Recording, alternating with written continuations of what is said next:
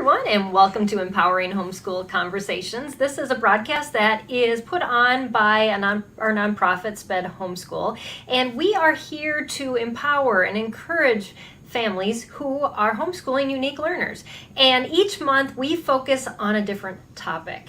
And so the topic for this month of June 2021 is character, the behavior, and a child training, all kind of mixed together. And so last week we kicked that off, and we're going to keep on with that conversation this week.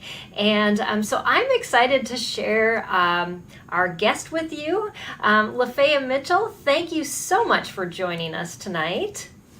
Thank you so much for having me. I am extremely excited to be speaking with you today. Yeah. And so we're going to be talking about cultivating relationships that improve child behavior. And we touched on that just a little bit last week. So I'm really ready to dive into that topic tonight. And if you are watching live, I see we already have a couple viewers popping on. Just know that if you have any questions or comments about relationships with your children, I know I talk to some people as they're coming into the summer going, I don't know if we're going to survive the summer together. So we want to make that possible. And so if you have any struggles that you really want some feedback on, Lafaya has lots of wisdom. And so we want to be able to bring your questions into our conversation as well. So, and if you know of somebody else that has been saying, I'm not sure, share this video with them. We are broadcasting live right now on YouTube, on Facebook, and on Periscope. So wherever you're watching from, we will see your comments, we will see your questions, and you can share those links. And so just know that you can do that. We'll be live for an hour. So definitely take advantage of that. That's why we broadcast live. If we were just pre-recorded, that wouldn't be something that you could do as easily. But I also want to thank Sunlight for sponsoring this episode of Empowering Homeschool Conversations. To learn more about Sunlight, you can visit their website at sunlight.com, and we'll hear more from them about halfway through this conversation. So Lafaya, as we get started, I would love for our audience just to get to know a little bit about you, and why is this topic something you're passionate about? Because I always ask my guests when they come on, we give them the general topics and say, well, pick from this, and then what should we talk about within that realm? And of course, relationships and child behavior was the things that popped out to you. So I would love for our audience to know where that comes from before we start sharing the how and the why.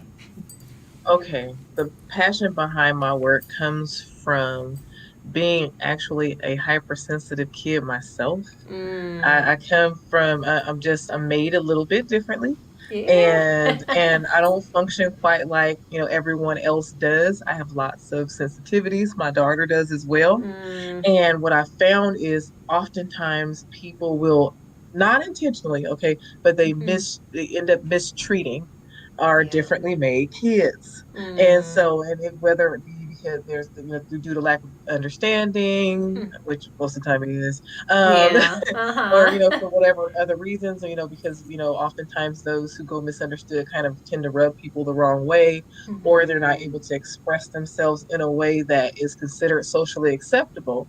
Right. The kids often I think I just like puns, and I don't know what I just like to kind of make words up and stuff. But I say that people, they kind of miss, and I use the MISS in the quotes, they kind of mistreat those who are hypersensitive out there. And the passion behind my work, I want to make sure that we're filling in that gap for those kids who maybe they don't quite meet certain diagnoses that would cause people to treat them a little bit more fairly, but we know that they're a little different, or a lot different. Right. And I want to make a difference and an impact on how they're being treated. Yeah. I'm sure you get that same thing as I do when I tell audiences or friends that I'm on the spectrum, and or just the hypersensitive, but you look normal. So how do you respond to that? And I just love to know that. Well, I think that most of the time I'm pretty open because I'm kind of, well, I don't know if anybody notices at all, or, over the camera or whatever, but I'm kind of weird. So, so, when you, especially when you're with me in person, like I'm excessively fidgety. If Mm. you guys could see me in my chair, you'd be like, "What is this girl doing?" And I do things like, and seriously, okay, guys, I'm a therapist, and I will be in the office and forget that I have to like do these like socially normal things.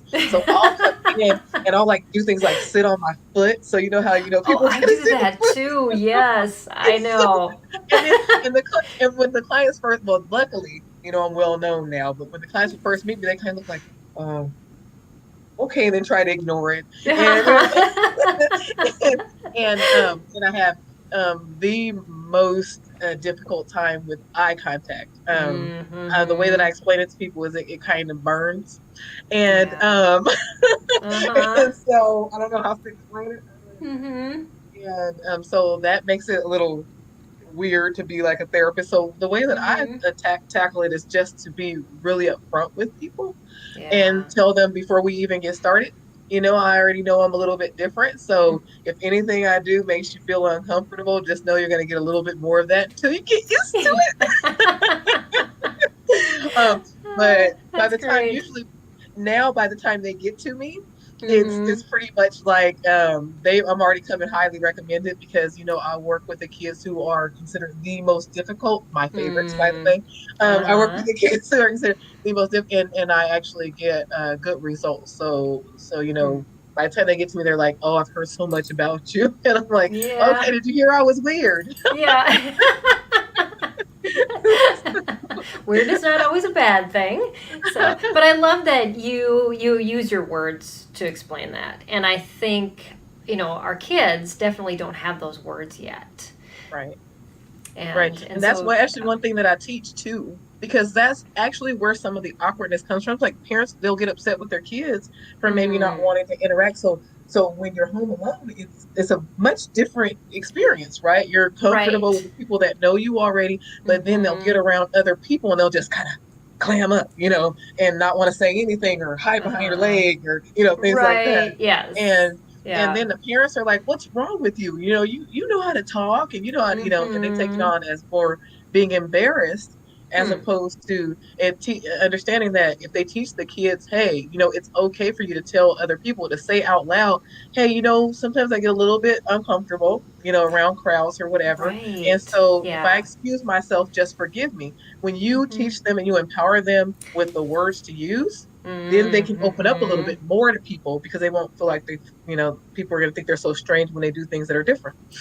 Yeah, yeah. Well, you're living out the example for them to have that self advocacy as a normal part of a conversation versus, well, I'm different, so therefore I have to advocate for myself. I think we all, whether we consider ourselves, and I know we were talking about this before we got on live too, was that we all have some sort of quirkiness.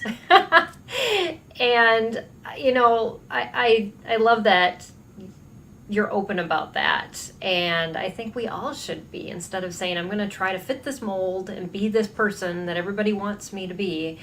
And that's where the real struggle comes in, isn't it? Is Yeah, because for especially for those who are really wired differently, hmm, they literally can't, yeah. so it's an impossible task.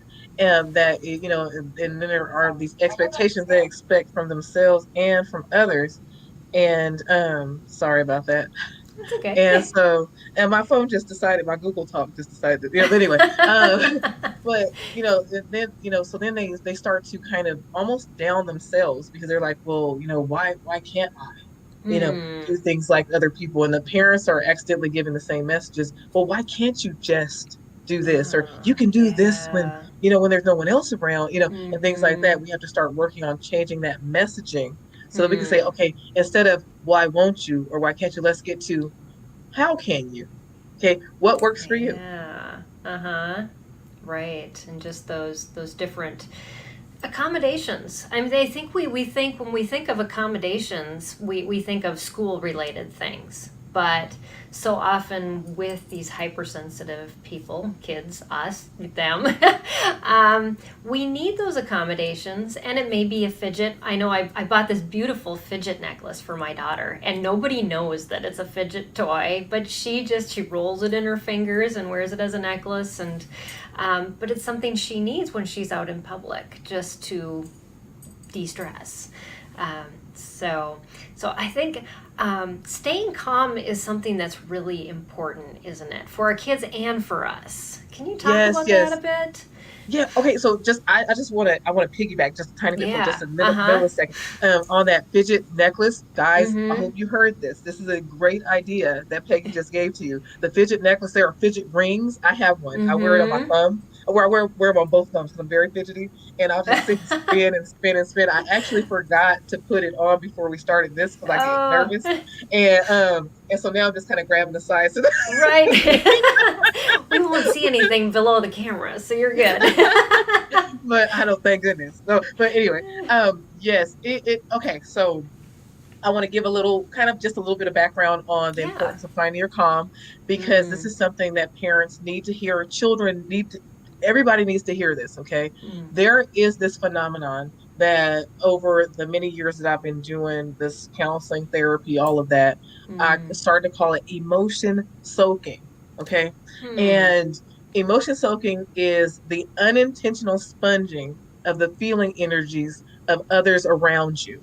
Okay. Now, you Hmm. guys bear with me because I know full well that people are, well, that's what an empath does, right?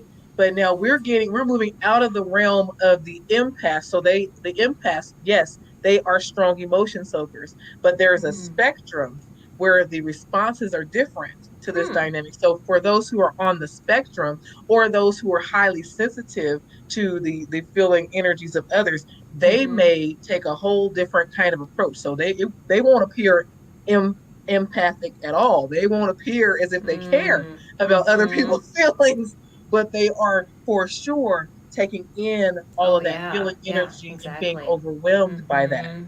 And so when you take into consideration the phenomenon of emotion soaking, and you understand that all hypersensitive people that are extra sensitive to the sensory stimuli around them, including Mm. that sixth element emotion soaking piece, where Mm. you're into feeling energies, not just touch, taste, feel, Right. all that. I mean, touch, Exactly. taste, nothing, feel, Mm-hmm. sight, all that. But you're going beyond that into that unseen realm of what other people are feeling and how you're taking on that.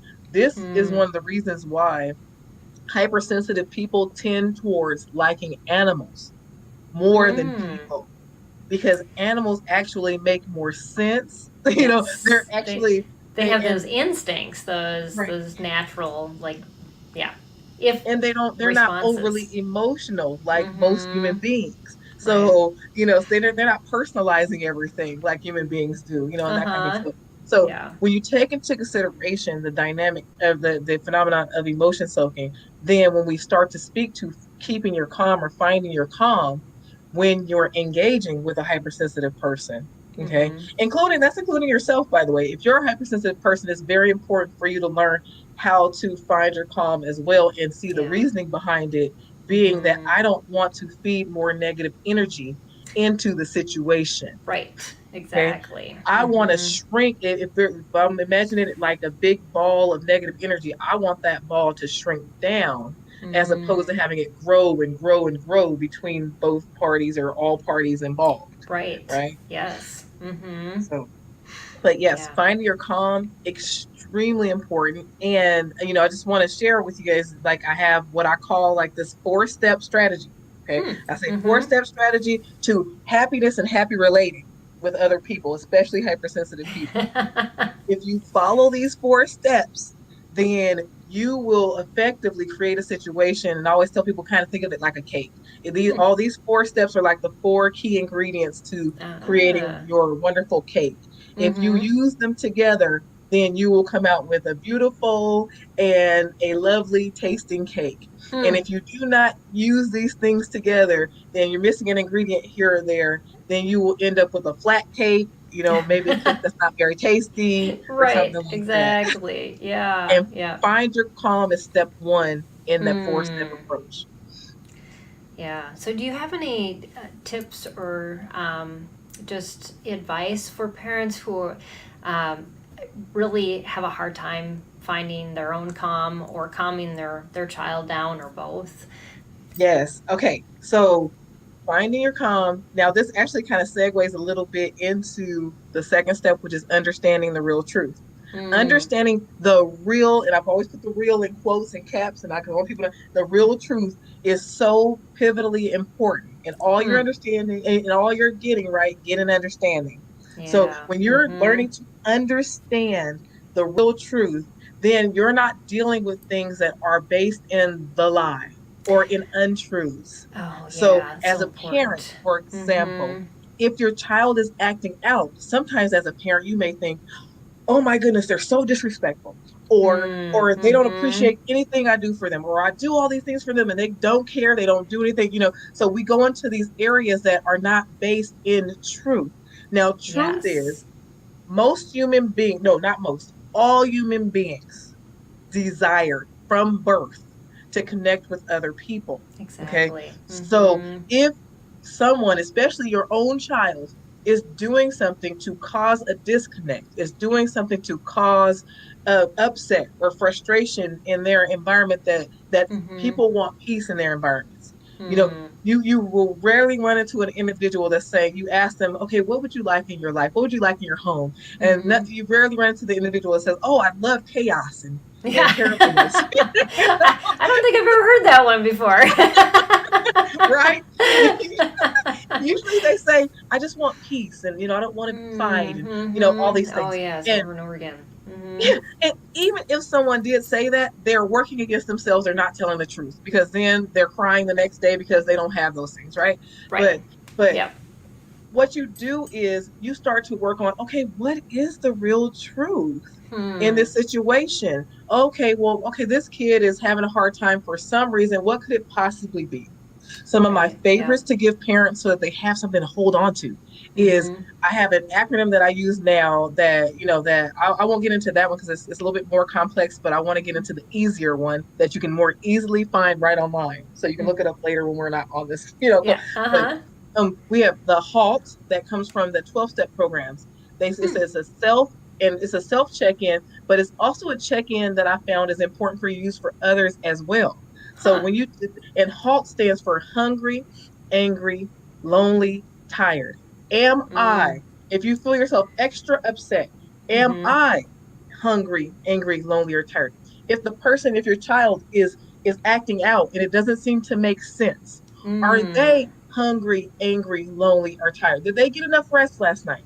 Okay. Did Right. they have their snack or lunch or breakfast? Right. Mm-hmm. Um, Right. lonely for kids, oftentimes it kind of equates to bored. So if you hear them saying they're bored, you'll find they're a little extra Yeah. irritable as well. Or Hmm. did something happen at school or at work that made them angry? Right? Was there something that Mm-hmm. kind of they carried along with them? Yeah. If you have a kid Yeah. with sensory issues, if they're extremely sensitive, something that I love to Oh, point yeah. out to parents is that if they're extremely sensitive and maybe they're sensitive to say like sounds or taste, any of Mm-hmm. those sensory Mm-hmm. strong sensory reactions, sometimes our kids will become disrupted. We will become disrupted by Mm-hmm. having a violation happen of that in the sensory form. So a loud Yeah. sound, they jump, right? And Mm-hmm. maybe when they're younger, they may have a crying fit, right? Because of Mm-hmm. this startle. But as they get Right. older, they've been taught not to have that kind of response. You're not a big baby, Hmm. you can not, right? But this may actually startle But. them. They may hold that. This will insert that negative energy ball I like to talk about, Mm-hmm. negative energy into them. They will have no idea where all of the upset is coming from later on as Mm-hmm. they're acting out. And it could have been something that happened earlier in the day to trigger them in that way. Right. Yeah. I find myself doing the same thing. I was bombarded with a bunch of negatives today, and I found myself just going back to my Bible study from this morning, where God was saying, "Do you know what I call you?" And it's not what you're cycling in your head and calling yourself right now. And that's how I found my calm today, was just that reminder of what God spoke to me this morning. You are loved. You are cared for. You are redeemed. You are, you are mine. But we can get so caught up in all those things and stuffing those emotions. And Yes. yeah, Oh no. it's Now really I hope you guys important. were listening to this too. Now the keys. She's giving us keys and defining your calm. Okay. So if you've done your Bible study in the morning, which you should, in your Mm, meditation time in the morning, then think back on those things. Remember, you want to think on those things that are mm, good, those things that are virtuous, those things that are of good report. Now, see, now right. this is the powerful stuff that really Mm. helps you to find your calm, really gives you what you need. Yeah, and so good to share with our kids too. I miss those days when my kids were little and we did Bible studies together. So yes, Now you have to sneak them in now. No, but no, yes, and exactly. It's in conversation as they're passing through the kitchen, getting their yes. coffee in the morning. Oh Now yes. another way to find your calm is to do body check-ins. Oh. You want to check Mhm. in with, and we call it, check in with your body cues. Mm. Because see, even though sometimes, people can say to change your thoughts and, and all that, but that is Mhm. just, I'm sorry, That that's just not a very easy thing to do. I no. like to give Mm-mm. people things that are tangible that they can really Mhm. grab a hold of right away. And right Yeah. away, we can tune into our bodies and Mhm. pay attention to what happens in my body when I become upset. So most of the time, you can ask people this, Mhm. and they may have some of the answers for you. They may tell you, okay, oh, my muscles get tense, right? And they may Mhm. tell you that, that people start to shallow breathe. The more upset they are, the Oh more yes. shallow they breathe, right? Mhm. And one of those ones that people, forget a lot, but our heart starts to pound. Why?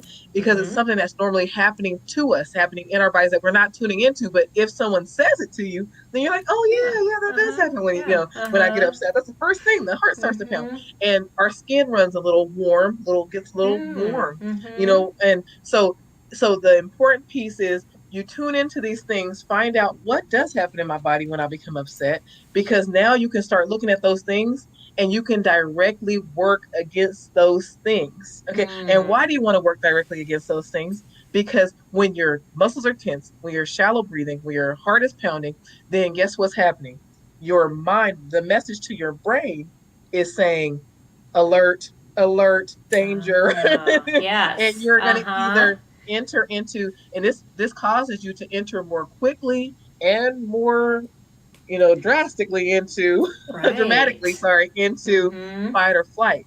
And Mm. so, and it's really difficult when you're having these fight or flight messages sent all up to the brain to calm down. So if Mm. you start to counter those things by saying, okay, wait, check in, check in. Okay, take a deep breath. This is why they tell you to take a deep breath, by the way. I used to Uh-huh. hate when people told me that because Oh, I'm like, I know what does that exactly. mean? I know. And so, but now I understand that it's so that I can start to send a different message to the brain. Now that I Mhm. understand that, it's a far more effective because I would try to take the deep breath, but my muscles are all still tense. So I'm like, Right. it doesn't Yeah. work out very well. But when you're Mhm. working each of these and you're actually taking the breath in as if you are attempting to slow the heart rate like you would when Mm. you went for a run now. Okay. Yeah. So now you're Yeah. taking in a deep breath with the intention of slowing the heart rate. And you're Mm. getting that double good of now you're not shallow breathing when you're doing that as well. And Right. then you're relaxing your muscles at the same time. You guys, it is extremely difficult, first and foremost, I have to tell you this, to try to deep breathe, relax your muscles, and stay really upset all at the Yes. same time. So, do you have any tips on how to get our kids to do that without them being offensive? Right. And saying, like you said, I used to hate it when people tell me that, and when my husband even tells me that, just take a deep breath. I'm like, Deep breathe, right? stop telling me yes. That's how I used to respond. I'm like, what is that gonna do? Right? And so, but no, okay, so telling the kids, and this is because I've been telling them for years. I'm like, Mm-hmm. the first thing I tell them is, I know that you're gonna hate this, right? So because I used to hate it, but I'm Mm-hmm. telling you now, I hated it because nobody explained to me why I was taking the Yeah. deep breath, and so I'm Mm-hmm. gonna explain to you the why so that you can make a choice to change the way that you feel because Hmm. nobody likes to feel upset, right? And Yeah. once you start to feel upset, if you feed feeling upset, you will become more upset. So you will become more of the thing that you Did you become go upset about being, right? right? And we want to teach you how to become less of the thing. We want you to starve that particular piece because you don't want to feed upset. And so when you teach them that way, then they're like, okay, well, that makes sense, right? But if you Yeah, just stop and yeah. take a breath, then people are like, you take a breath. Yeah, exactly. uh, so yeah, and so that those are some great ways to just find that calm, and because we can't have a relationship without being in that calm place, without our child being in that calm place. I think biblically it says don't give pearls to pigs, and I used to use that to my kids all the time. When we would get into these heated, they would be disobeying, and I would not be in a good place. I'm like, until you can take pearls of wisdom and I can give them, we are not going to be near each other. That's right. That's right. And so finding that calm is so key. But then you talked a little bit about finding their truth and what the Yes. real truth is. Can you talk a little bit about that from the child's perspective, and how do we as parents kind of tune into that and figure that out? So now I want to say there's two parts to this. There's understanding your truth and Mm. understanding their truth. And quite honestly, the more proficient you become at understanding your own real truth, the Oh. closer you'll Mm-hmm. become to automatically understanding theirs. So now what do I mean by Oh. this? I'll explain Yeah, it, okay? yeah, yeah. But Mm-hmm. the understanding the real truth means you're digging underneath what's really going on. Behaviors are Mm. always telling us something. Now, Yes. oftentimes we're taking the behaviors and we're taking the most shallow route with Mm. understanding.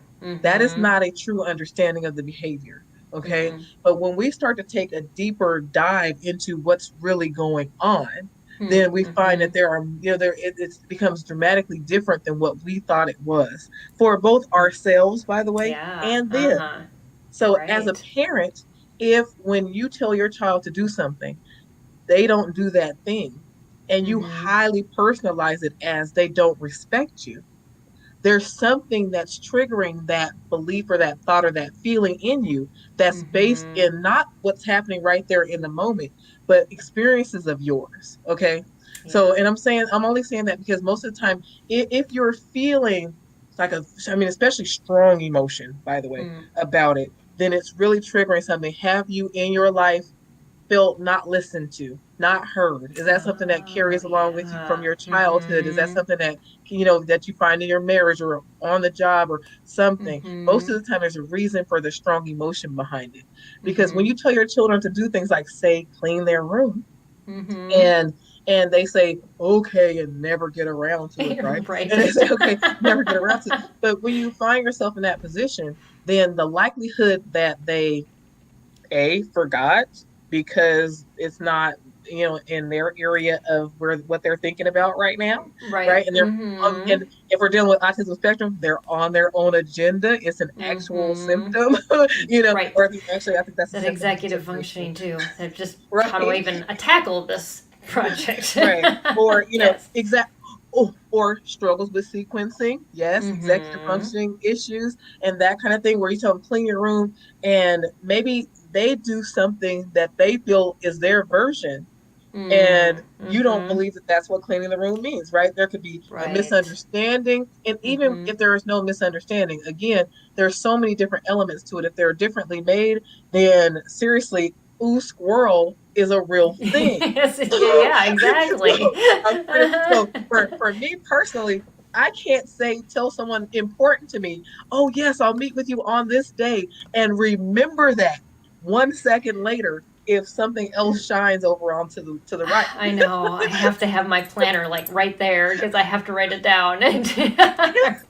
Yeah, And I so had somebody send me a text, and I remembered it yesterday. I remembered it this morning, and finally this afternoon I got back to her, and I'm like, I'm so sorry. Oh. and I'll tell people if you don't see me pick up my phone and actually literally put it in there, it did not really happen. I, Yeah. I, you know, Now I'm just really in the habit of grabbing it right away as soon as I say, you know what, I'm not trying to be rude, but I have to put this in right now because this will not stay. Yeah, And yeah. that's So true. But again, those are things we've learned over time, and our kids are still having to learn those, and yes, it's and so important. these are the things that we teach them. Mm-hmm. So now when we're working on understanding the real truth, then we make an executive functioning issue what it is instead of something else. Mm-hmm. And see, when we make it something else, when we personalize the behavior of the other, Yeah. right? We Mm-hmm. personalize it, then it takes it into a place where now they can't really logically understand where we're coming from. And it makes it Mm-hmm. far more difficult and far less likely that they will comply with what it is that we're asking. See, Yeah. it Mm-hmm. has to fall into the realm of making sense. So first piece, so that's why I explain it the way that I do. I'll get through it, guys, Mm-hmm. but find your comments first because we don't want them attaching to the emotion inside of us Mm-hmm. because that's the first thing they're going to do. That'll disrupt our influence. Okay. Right. And then Mm-hmm. understanding the real truth will help them to be able to connect and relate. So now we've taken and we've validated their experience, which opens up Mm-hmm. their hearing now. Now they can hear us because we're on the same Exactly. page that they are. Mm. Okay, so for example, I asked my daughter to put away the dishes. My daughter's a little bit, she's just a little bit differently made, like her mom. And Mm-hmm. but I asked her to put away the dishes, and she was watching an anime or something, and Mm-hmm. she said, Our oh, daughters are very alike. she, she says, okay, right. And Mm-hmm. because I finally got her to respond, because before it'd be nothing, right? Right, And then you exactly. say it again, she's like, I Mm-hmm. heard you. I'm like, well, Uh-huh. okay, so baby, when you hear me, then you have to acknowledge, or I'm gonna say it again because I'm gonna feel like you didn't hear me. I mean, or I'm Mm-hmm. not gonna be sure, right? Right. So, Mm-hmm. but then I asked her, she forgot, right? And so Mm-hmm. then I came back downstairs and I said, okay, baby, you forgot to put away the dishes.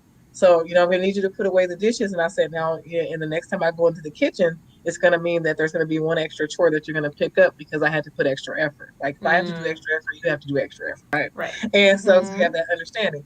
And then the third time that came down, she hadn't gotten it done. And I looked at her and I said, babe, I said, okay, so and I told her, I said, I understand that your anime is a distraction. I know that. I Mm-hmm. said, so I'm going to need Mm-hmm. you to pause it where it is, or I'm going to have to go ahead and have you put it away until after you finish with the dishes, right? Mm-hmm. And this is the way we did. And because this is the third time, as I promised, Mm-hmm. now I need you to mop the floor too. Mm-hmm. Kind of thing. So, some parents would Mm-hmm. have been like, oh my goodness, like how many times do I have to tell you and personalize and all this? But what I ended up Right. getting out of it as a parent is clean dishes, a clean floor, and a kid that understood that, oh shoot, okay, this was a distractor to me. Next time I'll put it away so that I Uh-huh. don't get the extra chore. Right. Yeah. Yeah. We called that honor. Is like, are you listening the first time? And it takes something away from me when I have to ask again. And so my kids saw that as a tangible that they could grab onto. Oh, because mom has to spend extra effort getting me to do something. Now I have extra effort that I have to put forward into what she was going to do and spend that time doing. And it made the equation make more sense to my kids with, Yes, yes. just Well, that. See, So, that's so perfect. That's the key, is because we want to teach them real life lessons because that's exactly what happens when mm, someone has to ask you more than once and it takes something away from them, it takes something away from your relationship with them as mm-hmm. well. And Yeah. so it's like, okay, well, if there's something that's taken away, then we have to remember that we need to add something too so that we can keep the balance, right? Mm-hmm. And Yeah. so and it makes it so very important. Yeah. So I don't want to stop this conversation, but we've hit over halftime, and I want to put up our sponsor. They have a little informational video to share with you, and when we come back, we're going to continue on this conversation about finding the real truth for you and your kids, and more that Lafaya has to share. So hold on, and we will be right back after this announcement from Sunlight Curriculum. At Sunlight, we schedule every book. We provide math manipulatives, all the science supplies, all the art kits. We tie that all together. So when you get a Sunlight box, it's about 60 pounds, and you think, I can't do it, but every day you have a schedule and you work your way through it, and at the end of the year you go, I cannot believe how much we accomplished. It's amazing.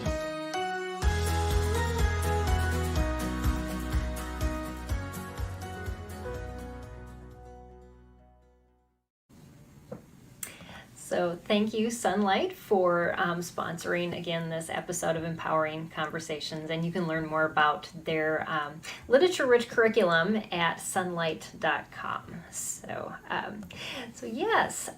So we were talking about finding the real truth, and just our topic tonight is about cultivating relationships that improve child behavior, and we've dove into finding your calm and talking about just that, finding the real truth from your own perspective as a parent, and then from the perspective of your child.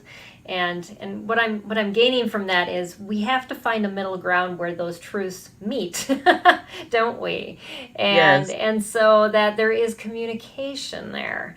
And so we've talked a lot about that real truth. Is there anything else that you have in addition to share about that? Yes. Okay. So now I'd actually like to, because you did a perfect job of helping to segue into what I call step 3, which is to respond in alignment with your truest intentions. Now, again, this also, like I said, the ingredients of a cake, they all weave together. So Yeah. responding in alignment with your truest intentions requires that you learn what the real truth is. Okay. And the real truth, if we're thinking about our own core goals as parents, okay, Yeah. most of the time what we want to provide to our children are we want to provide to them a safe environment, an environment where they feel loved, where Yeah. they are able to thrive, and you know what I mean, and really Mm-hmm.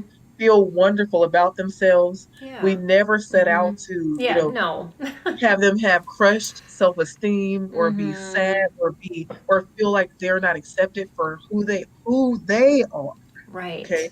So Yes.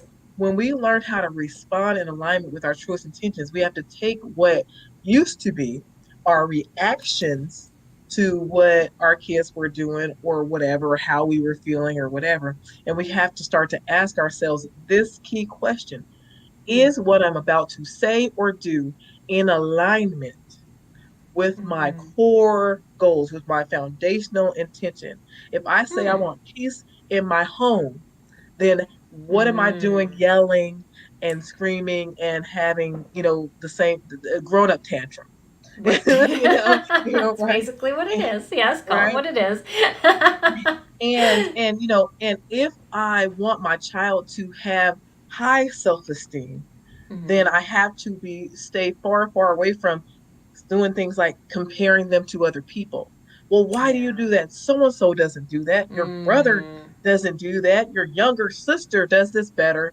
We don't Mm-hmm. want to say things Mm-hmm. like that because that is in direct that works directly against Yeah. our true goals for our Mm-hmm. children, which is to be safe, happy, healthy, right, confident, Yeah. those kind of Uh-huh. things. Yeah. And so it's important to first ask that question. And there's another piece that I love to share with parents. If you can't think of what to say sometimes Mm-hmm. in upsetting situations, which, I'm human, so it's not like I'm just perfect or anything.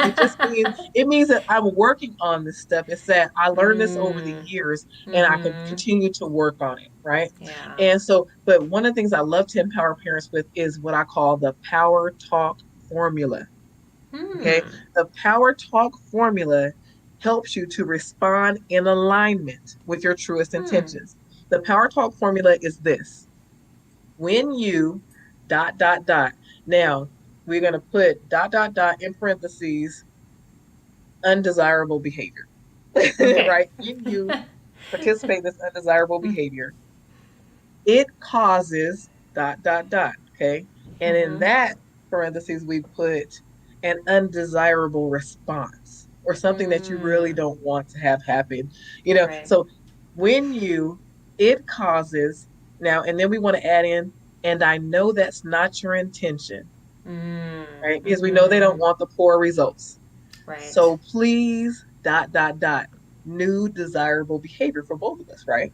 And Mm-hmm. so Mm-hmm. when you when you forget to do your chore when asked to, Mm-hmm. right? It causes me to feel as if whatever entertainment, whatever thing you're entertaining yourself with is too much of a distraction for you to be able to remove yourself. Okay. Mm-hmm. And then I start to think about removing the distraction. Right. Right. Yeah. And I know that's not your intention. Mm-hmm. So please, if you could give me a response the first time or respond, more quickly or whatever your desirable response is, so that Mm-hmm. I'm not feeling like I need to remove that for you to act, Right. right? Right. Then it would be Mm-hmm. better for both of us. Yeah. Yeah. Okay. Mm-hmm. So yeah, you're taking the emotions out of it, and Yes. it's all about communicating the if this happens, this is what results, and making it very clear cut. So Yes. yeah. I am so excited that you said that because I always say that to people. I'm like, okay, this is what you need it to be to feel like a reasonable person and to carry strong influence. Mm. Okay, you have to help set boundaries that scream, that speak out. Okay, when you do this, this is what happens. Mm. When you do this is the consequence, and it has to be clean and Mm-hmm. logical. We've all heard about logical consequences all these years, right? But Right. it has to be fitting. And when you start to Mm-hmm. talk about how they don't care about you or everything you've done for them, or Oh, all these guilting yeah. things, Mm. that has absolutely nothing to do with logic. That is Mm-hmm. you all wrapped up in your emotions, all wrapped up Mm-hmm. in personalizing something that you don't want to personalize, because Right. personalization takes you out of the realm of influence now. You've Mm. personalized it, so now it's become your problem Yeah. as opposed to being a thing that stayed with them. Now it's their Mm-hmm. responsibility to keep a thing around that they want. Yes, exactly. Yeah, they don't want to lose that, and it wasn't their intentions usually in the first place, but they can't read how that's affecting other people. It's you have this tunnel vision when you're on the spectrum, and I had to explain that to my husband because he always wants to go for a walk at awkward times. Just take the dog out for a walk, and I'm like a freight train. When I'm working on something, all I see is what's in front of me. And I said, honey, it's not that I don't love you, and it's not that I don't want to take the dog for a walk, but when you ask me to go for a walk at a time when I am fully absorbed, I can't. I can't switch gears right away. And I need you to just give me some leeway in that and say, when might you be free? Or when can we work in this walk instead of, can you go for a walk right now? Right. Now, I just want to make, because I love the tiny adjustments. One tiny little adjustment. Mm. When you give them the it causes, make sure that it's directly related to something that's going to impact them. That's the most powerful. Oh, So when yeah. you ask me to go for a walk when I'm in the middle of working, babe, it sets you up to feel like I'm ignoring you. And that's the last Mm. thing I want you feeling. And I know that's not your intention. So please ask me in a different way so that Mm. I'm not hurting your Mm-hmm. feelings. Right. Yeah, that's great. Right? Love that. I'm gonna work. Yep.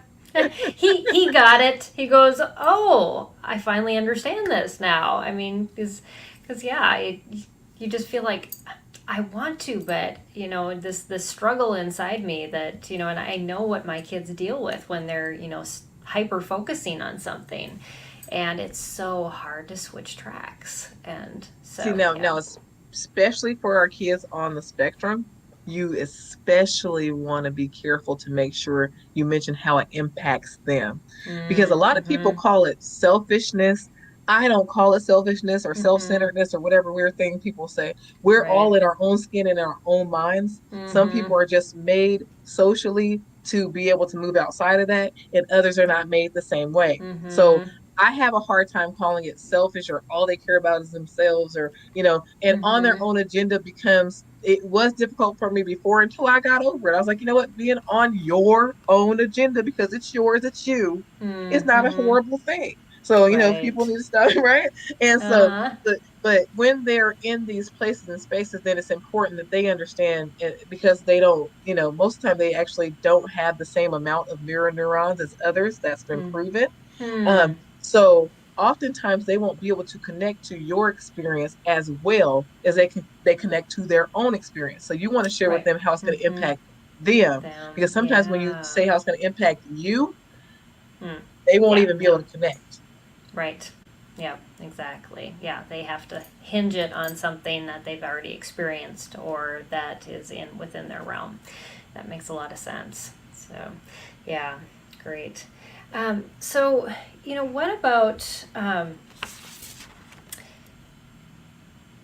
moving our discussion towards, just hope? With, we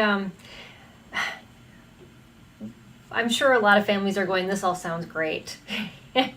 But this is where we are at right now. How are we going to get there? Talk to us a little bit about that vision and creating that vision for hope and moving You know towards what, that. Peggy? Peggy, you're causing me to love on you more and more because I've just never, I'm serious now. I've never had anybody take my concepts the way that you have and Mm. present it to me in the way that I loved it. You're already there. I'm like, you're already answering the question. No, but anyway, okay. You're Okay. making Oh, me cry. Okay. oh, oh, no, I love you because you are so, yeah. Oh, anyway, okay, I'll do this afterwards. Okay. Um, okay, so this actually causes us to enter into the fourth step, Peggy. And this is where I call my fourth step, which probably irritates some people, but I don't care. My three R's. Okay. The three R's is what establishes that longevity, first of all, in the results that you're getting, but it also gives you that hope. It inserts, it injects the hope that you need to carry on and keep carrying on another day in the relationship. Now, the Yeah. first R is to recognize the small step differences as you relate in a different way now. Now you're following the F, the U, the R. Now you're getting into recognition. And the reason I say, and I have to super emphasize recognize, because most of the time we tend towards recognizing those things that aren't going well quickly, Oh yeah. Yeah. but we don't pick up on the things that are going better when they come in small measure. But that's how better comes. Better Yeah. comes in Love that. steps. Better, the real better, the true better comes in Mm-hmm. increments. It doesn't come in this big, massive, okay, we're from 0 to 100 perfect now, Yeah. No. right? It comes in small steps. And so if you learn to tune into those small step improvements, recognizing those and picking up on those. And then second are highly Oh reinforcing those yeah. small steps in both. And see, now some parents, they'll learn the fine art of reinforcing the things that the little changes they see happening in their children, but oftentimes they won't reinforce those small changes that they see in themselves. So Oh, they won't that's a build really good themselves point. up. So Mm-hmm. now, as a parent, instead of guilting your child, you've now moved into a space where you're saying things very differently and you're responding in alignment with your truest intentions. It is so important, whether you get a great reaction from that kid or not, for you to recognize, whoa, I just did that. Yeah. Instead of being Yeah. reactive and acting totally against myself, I actually responded in a way that's truly in alignment with what I mean to represent, what I mean to teach my child, which, by the way, So good. helps us to stay calmer because now we're not outside of ourselves. Most time, how people Right. say I was Yeah. beside myself, right? Because sometimes we're Mm-hmm. so far outside of where we truly mean to be, and this is what causes more upset. So you've ever heard Yeah. you ever heard a person say, I mean, and if you would just do what you're supposed to, then I Oh. wouldn't be Yeah. yelling at you Yeah. right now. Like I don't want to yell, right? And Yeah. and Yeah. so right, and so, but now it's not about it, it's about now, oh my goodness, I did that. I am so proud of myself for that. And Mm-hmm. then pay attention, because as you're reinforcing what's going on with you, which continues to give you a little bit more brightness, a little more hope, I can do this differently. This Mm-hmm. is going to promote change, right? Right. Pay attention to what your kid does now. Now that they don't have Mm. that negative emotion to feed off of and grow the big ball, now all of a sudden you Exactly. have a kid that had meltdowns for hours on end, now Mm-hmm. only having that meltdown for maybe 10 minutes, 15, 30 minutes, because it's an old habit. And then you can call that thing Right. a remnant. So you can say, okay, you know what? Mm. That behavior has already been demolished. It's just still trying to sprinkle a little, because there's still Yeah. some, little sprinklings of Residue remnants, left. right? Yes. Right. And so, because when you start to think in this way, then it's like, because I think sometimes people just they say these like huge overarching comments like, I just wish they would stop tantruming, or I just wish Mm-hmm. they would stop this or stop that, right? And Mm-hmm. then most of the time, they really, unless they're called on to do it, they really only recognize when that behavior is completely gone, as Yeah. opposed to being able to hold on to, oh my goodness, before you would cry for like 30 minutes and this time you only cry for like 10 minutes. Babe, Mm. what are you doing Mm-hmm. differently that's helping you so that you're able to regulate so much faster, right? Oh, that's, Because yeah, pointing that out. this Mm-hmm. helps you as a parent, first of all, to see, oh my goodness, things are getting better. So you're not feeling overwhelmed about Yeah. something that is changing, right? And it Mm-hmm. helps the child to see it's being recognized that they're working on something and that they're trying, Right. because Yeah. oftentimes they become hopeless as well because they're Mm. trying and nobody's noticing because they still get Mm. the same kind of complaints, even if they Right. went from Even that if it 30 has minutes to the gotten 5, better. Right. Oh, right? that's so good. Yeah. Yes. So Yeah. Mm-hmm. recognize, highly reinforce, Mm-hmm. and repeat is my third R. It's like my rinse and repeat option. It's that you Yes. understand this, constantly stirring up the 4 Uh-huh. steps until you Yeah. get that Yeah. perfect batter. Mm-hmm. Yep. Yeah. Yeah, I call it sometimes my forgiveness cycle. That I said Yes. when I became a new Christian, I didn't recognize the sin in my life, and so I would fall way off, and have to come back and ask God for forgiveness. But I said as I got better at recognizing my sinful tendencies, I would come back and ask forgiveness quicker. And it's that same cycle. It's that you can't pull right into the middle right away. It takes so long to just get those new patterns, and it is a slow cyclical process. And but getting out of our heads, because we have that vision of this is what my child's like, and then we project it into when they're going to be 20 and say this is what's going to happen, this is what their life is going to look like, and yet stepping back and seeing those little hope nuggets is what really is so important. And I love that you talk about that, and then just being aware of it, because we can get so stuck on, well, you're not perfect, and so therefore it's not fixed. It's not right at all. Yeah. Yes. And that is what truly fuels hopelessness. Mm. When you want perfection, you don't people don't even realize this is what they're doing. Yes, But exactly. but when you're thinking this thing that exists has to completely be eliminated for, in order for it to be okay, Mm-hmm. then you're already setting yourself up to stay in a hopeless state, because it's going to take steps to get there. And Yeah. if you don't recognize those steps to get there, you Mm-hmm. will effectively move those, where what used to be a step, now you'll move that out of the way and keep starting all over again, because there's Right. no recognition of the step being there. So a step can't be a Mm. step unless you recognize it as that, you don't remove it. Yeah, yeah, yeah. We're trying to take giant leaps when we should be taking tiny baby steps. Yes, So yes. true. Well, as we're wrapping up our time, I would love for you to talk about your books and about your website before we Okay. go. And I know on our YouTube channel, also in the description, I'm going to be adding more links after the broadcast too, so that you can connect with all of Lafaya's resources. But why don't you tell us a little bit about what else you offer, so parents can dive into that if they feel like this hour was just the beginning, and I want more. Okay, so yes, I'm going to tell you now that 3 books, I am not the type of person that wants to be seen or heard or have things out there in my, that's representative of me writing. There's too much shyness and too much fear that I've had in my life. Now I'm getting better. Mm-hmm. One of my one of You're my one doing of my awesome. practice one of my practice scriptures is that no man lights a candle and sticks it on, and puts it in a Under a bushel. vessel, Yep. underneath a Mm-hmm. bushel, underneath a bed, whichever Yep. scripture Whatever. is that. No man does that, but they put it up on a candlestick. I have been moved in such a way where this is something that is like my life work. This is my purpose. I was not allowed not to share this, no matter how shy and Mm-hmm. terrified I was. I was not allowed not to share it. And when I had the very last family that came to me and said, "Hey, you know what?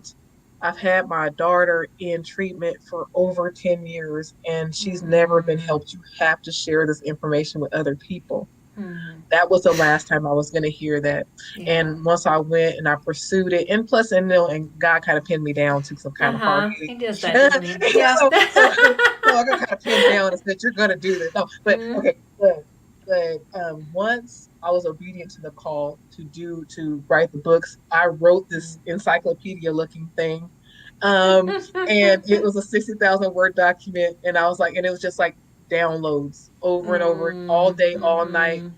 It took about 2 weeks to get everything up and out of me. Mm-hmm. Um, and then I had wonderful introductions to people that helped me put together. And one woman, okay, now tell me this is not God.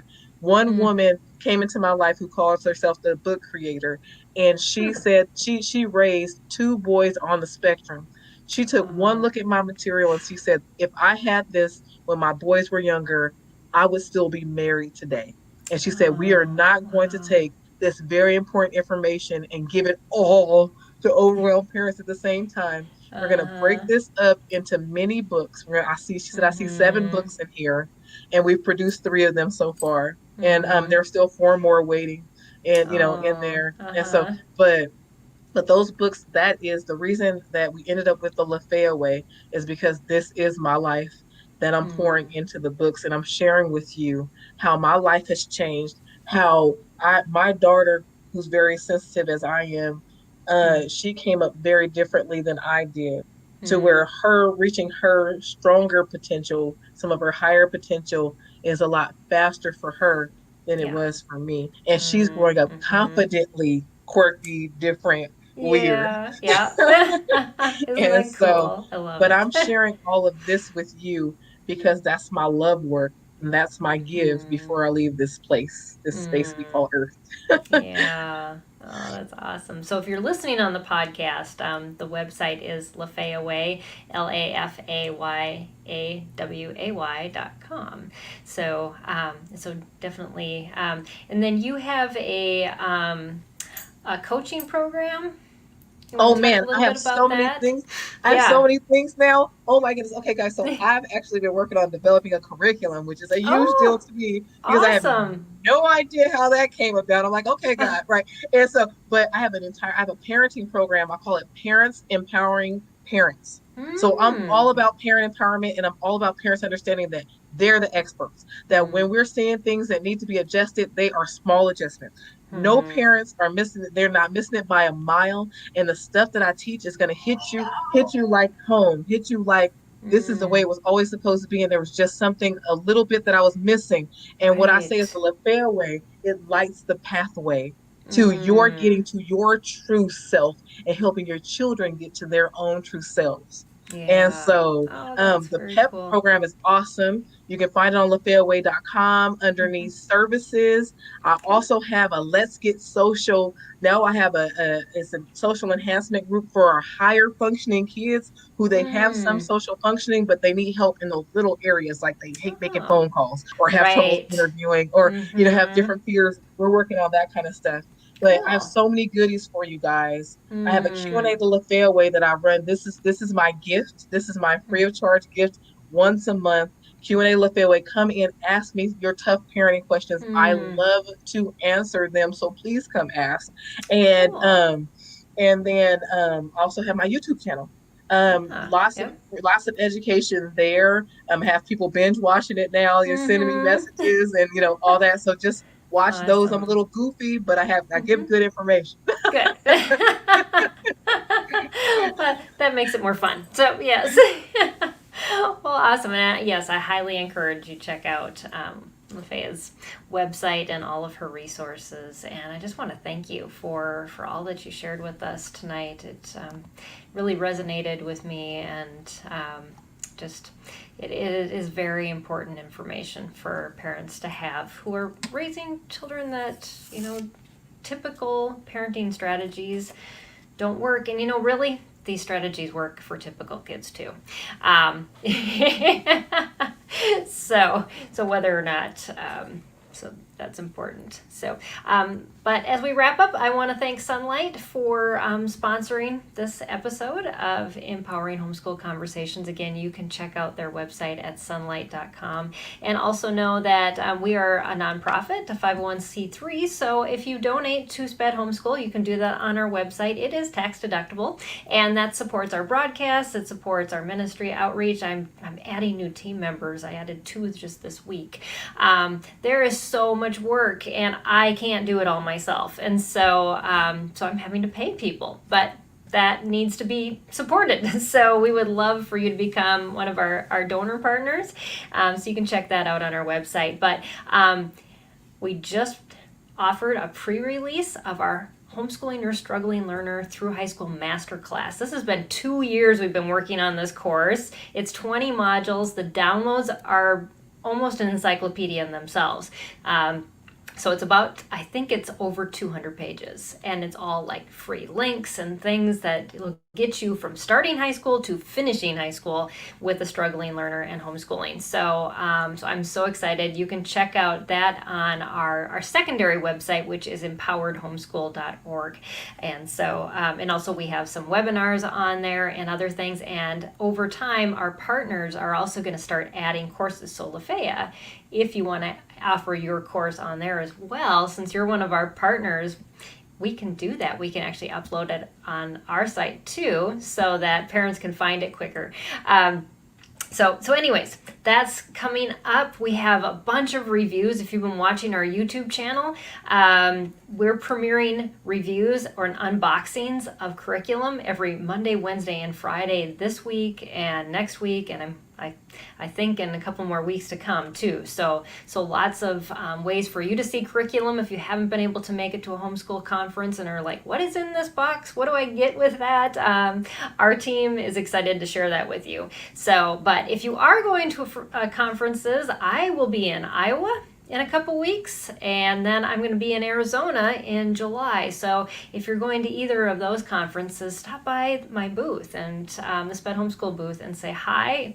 Joins one of my sessions. I think I'm giving 5 or 6 talks at both of those conferences, so something to listen to at least. And anyways, and also 2 online conferences. I just spoke on the online conference for Oregon, and Sunlight, who is sponsoring this, is doing a free virtual conference, and I just recorded a session for them about different ways to work on transitioning skills, so life skills, therapy skills for your junior high school student, and how to incorporate that in your regular homeschooling day and even assess them as to what you might need to work on. So that's a lot, but as Lafaya and I end this, I think the thing that I just really want to resonate with you, and as you know, the final topic we talked about was hope, and that's something that SPED Homeschool is based on. We were formed by, we want to comfort you with the same comfort that God has comforted all of us in our journeys in homeschooling, our struggling learners. He is there for you, and he provides whether we think we can do it or not, in our weakness, he is strong. And so, so be encouraged. You can do this, and we are here for you. So thanks for joining me and Lafaya on Empowering Homeschool Conversations. And we'll see you next week at this same time.